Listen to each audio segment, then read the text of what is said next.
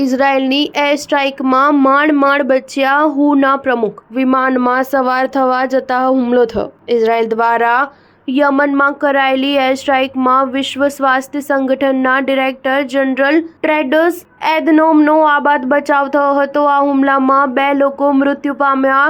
Doctor Tedros સંયુક્ત રાષ્ટ્ર અને WHOના સહયોગીઓ સાથે વિમાનમાં બેસવા જતા હતા અને એ જ સમયે ઇઝરાયેલે હવાઈ હુમલા કરી દીધા. આ દરમિયાન ફ્લાઇટના ક્રૂ મેમ્બર્સનો એક સભ્ય ઇજાગ્રસ્ત થયો હતો. હુના ચીફ એધનોમે એક પોસ્ટમાં જણાવ્યું કે યુએનના સ્ટાફને બંધક બનાવી લેવાયા બાદ તેમને મુક્ત કરાવવા વાતચીત માટે અમે યમન ગયા હતા.